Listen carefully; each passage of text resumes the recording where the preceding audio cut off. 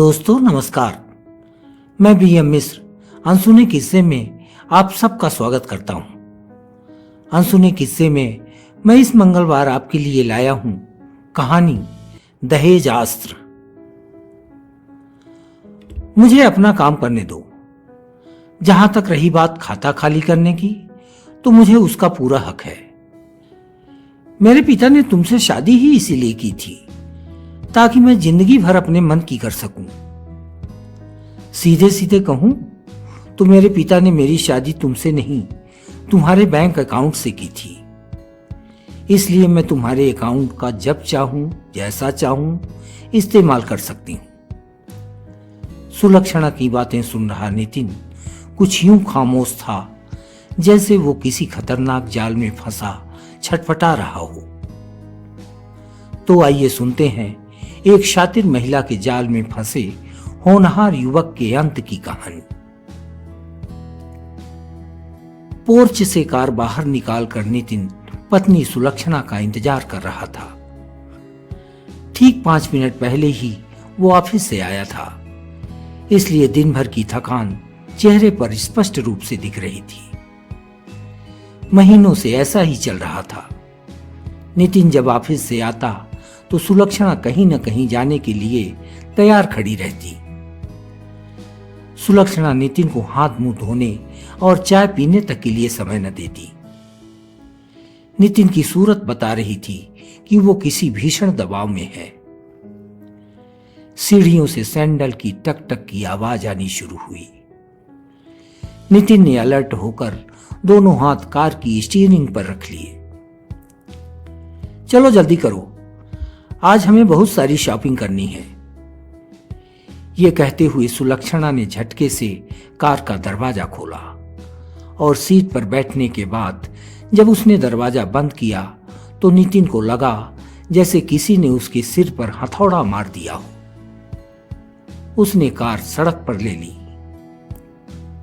सुलक्षणा, तुम ये रोज रोज कौन सी शॉपिंग करने जाती हो? समझ में नहीं आता। मेरा पूरा अकाउंट खाली हो गया और तुमने आज तक घर में एक सुई तक लाकर नहीं रखी। क्या खरीदती हो बाजार में? नितिन ने डरी हुई आवाज में पूछा। तुम कार ड्राइव करो, मुझे अपना काम करने दो। जहां तक रही बात खाता खाली करने की, तो मुझे उसका पूरा हक है।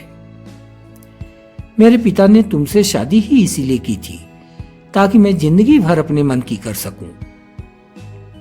सीधे सीधे कहूं तो मेरे पिता ने मेरी शादी तुमसे नहीं, तुम्हारे बैंक अकाउंट से की थी।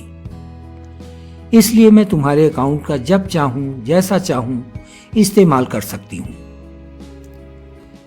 सुलक्षणा की बातें सुन रहा नितिन कुछ यूं खामोश था जैसे वो किसी खतरनाक जाल में फंसा छटपटा रहा हो। नितिन, कार रोको और सुनो, तुम गाड़ी में बैठो, मैं शॉपिंग करके आती हूं। सुलक्षणा आदेशात्मक लहजे में बोली।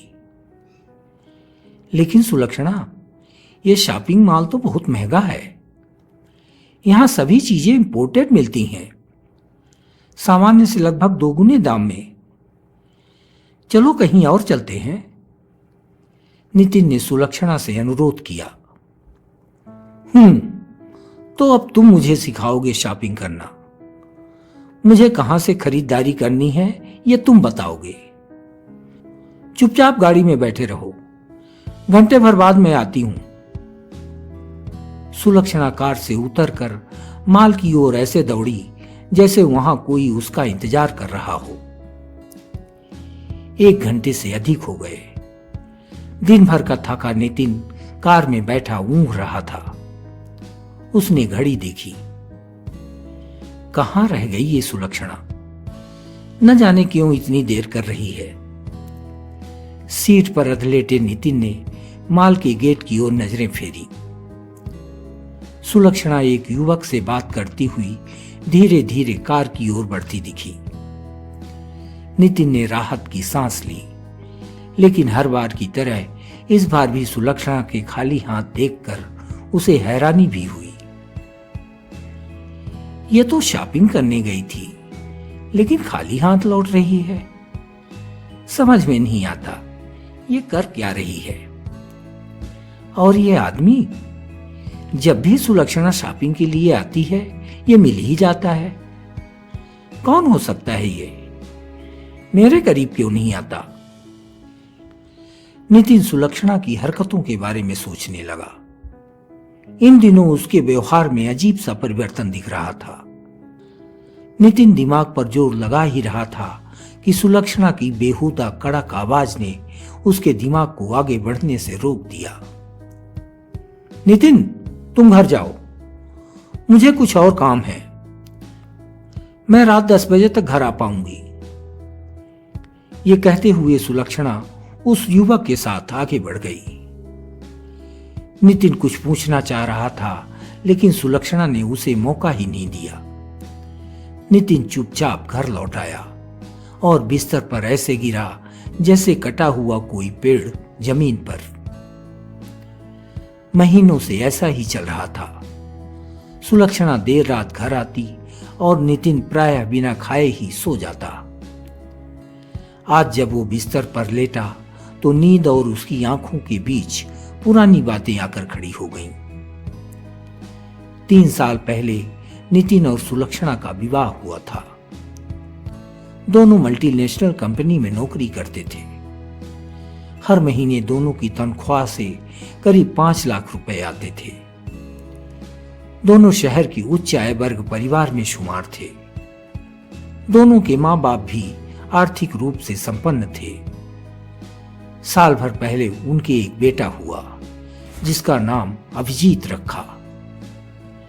अभिजीत के जन्म के बाद से ही सुलक्षणा का बर्ताव रूखा होने लगा।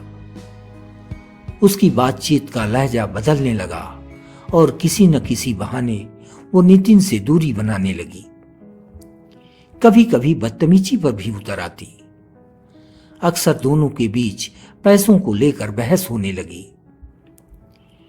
अभिजीत जब 6 महीने का हो गया तो एक दिन सुलक्षणा ने नितिन से कहा, नितिन, मैंने सोचा है कि अब घर का सारा खर्च मैं अपनी सैलरी से चलाऊंगी। तुम अपनी सैलरी बचा कर रखो।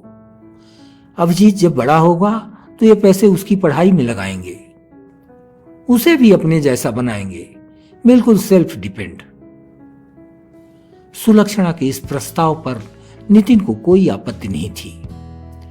अगले ही महीने से वो अपनी पूरी सैलरी बैंक में रखने लगा। लेकिन कुछ दिनों बाद ही सुलक्षणा अपनी ही बनाई गई व्यवस्था से असंतुष्ट दिखने लगी। फिर एक दिन सुबह, नितिन, मुझे 10 लाख रुपए चाहिए, एक जरूरी काम है, मेरे अकाउंट में ट्रांसफर कर दो। 10 लाख रुपए? इतने पैसे क्या करोगी? नितिन ने सहजता से पूछा। क्या जरूरी है कि हर बात तुमसे बताई जाए? मेरी कुछ पर्सनल रिक्वायरमेंट है। ज्यादा सवाल जवाब करने की जरूरत नहीं है। मैं जो कह रही हूं बस उतना ही सुनो। सुलक्षणा नितिन को घूरने लगी। अरे, नाराज क्यों हो रही हो? मैंने तो बस यूं ही पूछा था। यह कहकर नितिन सीधे बैंक गया और कुछ देर बाद ही सुलक्षणा के खाते में 10 लाख रुपए आ गए। नितिन बैंक से ही ऑफिस चला गया। सुलक्षणा घर पर थी। उसने उस दिन छुट्टी ले रखी थी। शाम को जब नितिन लौटा तो सुलक्षणा उसे घर में नहीं मिली। नन्हा अभिजीत रो रहा था। उसकी देख रेख करने वाली आया उसे चुप कराने की कोशिश कर रही थी, लेकिन वो लगातार रोए जा रहा था। अभिजीत को रोते देख नितिन झल्ला गया। उसने सुलक्षणा को फोन लगाया, लेकिन उसका फोन बंद था। रात 9 बजे घर के सामने एक कार आकर रुकी। नितिन ने बालकनी से देखा तो उसमें सुलक्षणा के साथ एक युवक सवार था। यही वही युवक था जिसे नितिन ने पहले भी सुलक्षणा के साथ देखा था। इस युवक के बारे में नितिन ने सुलक्षणा से कई बार पूछा, लेकिन उसने हमेशा टाल दिया। सुलक्षणा ने घर में प्रवेश किया और नितिन से बिना कोई बात किए मोबाइल में लीन हो गई। सुलक्षणा के इस बर्ताव से अभिजीत को चुप करा रहे नितिन की झल्लाहट और बढ़ गई। सुलक्षणा, कहां थी दिन भर? तुम्हें अभिजीत का भी ख्याल नहीं रहता? नितिन को अनसुना करते हुए सुलक्षणा मोबाइल में ही खोई रही। सुलक्षणा, तुम सुन क्यों नहीं रही हो? कब से रो रहा है ये? कैसी मां हो? बेटा रो रहा है और तुम्हें कोई फर्क ही नहीं पड़ रहा है। अभिजीत को गोद में लिए नितिन सुलक्षणा के पास आकर खड़ा हो गया। ज्यादा चिल्लाओ नहीं नितिन, तुम्हारा भी बेटा है, तुम क्यों नहीं चुप करा लेते? सुलक्षणा तमतमाती हुई बोली। क्या बात है सुलक्षणा, आज तुम इतनी डिस्टर्ब क्यों हो? ढंग से बात ही नहीं कर रही हो? नितिन ने सुलक्षणा के कंधे पर हाथ रखकर पूछा। नितिन, कल मेरे अकाउंट में 10 लाख रुपए और डाल देना, मैं एक बड़े प्रोजेक्ट पर काम कर रही हूं। कंधे से नितिन का हाथ हटाती हुई सुलक्षणा कुछ यूं बोली मानो वो उससे जानबूझकर उलझना चाहती हो। फिर 10 लाख? कौन से प्रोजेक्ट पर काम कर रही हो सुलक्षणा? मुझे भी तो बताओ। पैसे की कोई बात नहीं, लेकिन मुझे यह पता होना चाहिए ना कि आखिर तुम कर क्या रही हो। बिल्कुल नहीं, जरूरी नहीं कि तुम्हें हर चीज पता ही हो। मेरी अपनी जिंदगी है, जो चाहे वो करूं। यह कहकर सुलक्षणा अपने कमरे में चली गई और दरवाजा बंद करते हुए बोली, मैं खाना खाकर आई हूं, तुम अपने लिए होटल से मंगा सकते हो। सुलक्षणा की कर्कश बातें सुनकर नितिन कसमसा गया। उसने कमरे का दरवाजा खोला और बिस्तर पर लेटी सुलक्षणा के पास जा बैठा। सुलक्षणा, मैं देख रहा हूं कि बीते कई दिनों से तुम्हारी हरकतें बेढंग हो गई हैं। खुलकर बताओ, क्या चल रहा है तुम्हारे मन में? नितिन आर पार के मूड में दिख रहा था। सुलक्षणा उठकर बैठ गई। देखो नितिन, मुझसे ज्यादा बहसबाजी करने की जरूरत नहीं है। मैं जो कहूं वो करते जाओ। मैं उन पत्नियों में नहीं हूं जो पति के इशारों पर नाचती हैं, और वैसे भी मुझे तुमसे पैसों के अलावा कुछ नहीं चाहिए।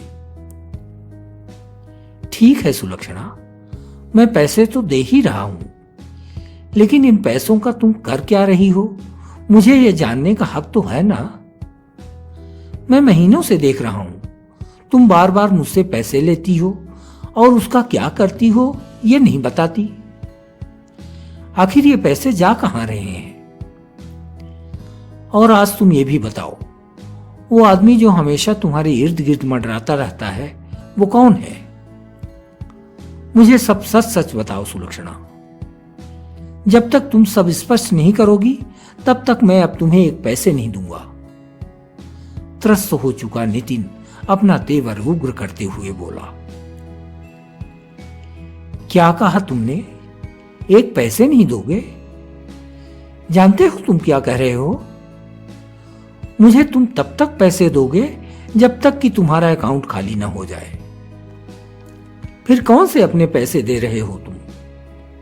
मेरे पिताजी ने जो दहेज में दिए थे वही तो ले रही हूं मैं। अच्छा होगा तुम आसानी से पैसे देते रहो, मुझे उंगली टेढ़ी न करनी पड़े। सुलक्षणा चेतावनी भरे लहजे में बोली। दहेज? मुझे तो नहीं याद आ रहा है कि विवाह में तुम्हारे पिता ने मुझे एक पैसे भी दिए हैं। उन्होंने जो कुछ दिया तुम्हें दिया। अब नितिन की आवाज थोड़ी धीमी हो गई। बड़े नादान हो तुम। बैंक से तुमने जो पैसे निकाले वो तो तुम्हें याद है, लेकिन तुम्हारे खाते में मेरे पिताजी ने जो पैसे डाले शायद वो देखना भूल गए तुम। जाकर बैंक से स्टेटमेंट निकलवाओ। मेरे पिताजी अब तक तुम्हारे खाते में 50 लाख रुपए डाल चुके हैं। नितिन, मैं कच्ची गोटी नहीं खेलती। जीवन भर अपने पैरों में तुम्हारी नाक रगड़वाऊंगी। तुम पूछ रहे थे ना, मैं जो पैसे देता हूं उसका क्या करती हो? तो आज जान लो, तुमसे जो पैसे लेती थी उन्हें मैं अपने पिताजी के खाते में डाल देती थी और फिर वो वही पैसे तुम्हारे खाते में ट्रांसफर कर देते थे।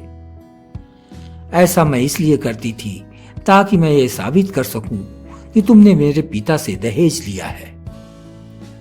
अब कान खोलकर सुन लो, मुझे तुम्हारे खाते में जमा सारे पैसे चाहिए, नहीं तो फिर क्या होगा ये तो तुम समझ ही गए होगे। बड़ा खतरनाक होता है ये दहेज का मामला। सुलक्षणा एक एक कर सारी असलियत बयां कर रही थी। नितिन, तुम पूछ रहे थे ना, वो आदमी कौन है जो हमेशा मेरे इर्द गिर्द मंडराता रहता है? तो सुन लो, उसका नाम रतन है। मैं उससे प्यार करती हूं और जल्द ही उससे विवाह भी कर लूंगी, लेकिन तुम्हें पूरी तरह से सड़क पर लाने के बाद। उसके पास बहुत पैसा है और तुम तो जानते ही हो मुझे इस जहां में पैसा सबसे प्यारा लगता है। भविष्य में यदि और ज्यादा पैसे वाला मिल गया तो मैं रतन को भी छोड़ दूंगी। सुलक्षणा के मंसूबे जानने के बाद नितिन के होश उड़ गए। फिर भी खुद को सख्त करते हुए बोला, लेकिन सुलक्षणा, यह सब तुम कर क्यों रही हो? क्या हासिल होगा तुम्हें? तुम नहीं समझोगे नितिन, मुझे आसमां में उड़ने की आदत है और मैं जानती हूं कि तुम्हारे साथ रहकर मैं ये नहीं कर पाऊंगी। अब सवाल जवाब करने से बेहतर है कि तुम अपने सारे पैसे मुझे दे दो, नहीं तो अंजाम क्या होगा ये तुम जान ही गए होगे। कुटिल मुस्कान के साथ सुलक्षणा नितिन के करीब जाकर खड़ी हो गई। नहीं सुलक्षणा, अब मैं तुम्हें एक पैसे नहीं दूंगा। तुम्हें जो करना है करो। अगर तुम दहेज एक्ट का डर दिखाकर पैसे लेना चाहती हो तो भूल जाओ। कानून अगर तुम्हारे लिए है तो मेरे लिए भी है। कुछ नहीं कर पाओगी तुम। नितिन आत्मविश्वास के साथ बोला, तो ठीक है, तुमने अगर जेल में रहने की ठान ही ली है तो कोई बात नहीं। मैं तुम्हें कल तक का मौका और देती हूं। अगर कल शाम तक तुमने पैसे नहीं दिए तो भुगतने के लिए तैयार रहना। सुलक्षणा नितिन को धमकाते हुए घर से बाहर निकल गई। दूसरे दिन वो घर नहीं आई। नितिन को विश्वास था कि देर सबेर सुलक्षणा घर आ जाएगी, लेकिन सुलक्षणा तो नहीं लौटी। 4 दिन बाद नितिन के घर पुलिस जरूर आ धमकी। पुलिस वाले नितिन को सीधे थाने ले गए और बताया कि उसके खिलाफ उसकी पत्नी ने दहेज और प्रताड़ना का मामला दर्ज कराया है। सुस्ती का पर्याय पुलिस ने इस मामले में काफी फुर्ती दिखाई। मामला तुरंत अदालत में पेश कर दिया। फिर क्या था? पत्नी के कहर से आहत नितिन के घावों पर अंधे कानून ने नमक छिड़कना शुरू कर दिया। जैसा कि अमूमन होता है, अदालत ने नितिन की कोई बात नहीं सुनी और एक तरफा उसे कसूरवार ठहरा दिया। अदालत ने फटाफट नितिन को सुलक्षणा को गुजारा भत्ता देने का आदेश थमा दिया। कमाऊ पत्नी के लिए गुजारा भत्ता भी इतना जितनी नितिन की तनख्वाह ही नहीं थी। ऐसा लग रहा था जैसे अदालत ने सब कुछ पहले से ही तय कर रखा था। फिर एक रात नितिन घर में अकेला था। वो पूरे घटनाक्रम की तह तक जाने की कोशिश कर रहा था। उसे लगा जैसे सुलक्षणा ने विवाह के पहले ही उसे बर्बाद करने की साजिश रच रखी थी। अदालत, पुलिस सब सुलक्षणा के साथ थे। नितिन समझ चुका था कि उसकी सुनवाई कहीं नहीं होगी। वह पूरी तरह से टूट चुका था। उसे दूर दूर तक खुद के बचने की कोई उम्मीद दिखाई नहीं दे रही थी। उसने अपने विवेक के तराजू पर एक तरफ जिंदगी और दूसरी तरफ मौत रखी। जीवन के सारे रास्ते बंद दिखे। उसे मौत का पलड़ा भारी दिखा। उसे घुट घुट कर जीने के बजाय हमेशा के लिए मौत की गोद में सो जाना बेहतर और सुरक्षित लगा। लोगों की एकांगी सोच और लंगड़े लूले कानून ने दहेज रूपी अस्त्र से एक बेकसूर को मौत की नींद सुला दिया। मित्रों, आपको ये कहानी कैसी लगी? कमेंट बॉक्स में हमें जरूर बताएं। कहानी यदि अच्छी लगी हो तो लाइक व शेयर करना ना भूलें। और हाँ, यदि आपने अब तक हमारे चैनल को सब्सक्राइब नहीं किया है तो कर लें। अगले मंगलवार हम फिर मिलेंगे एक नई कहानी के साथ। धन्यवाद।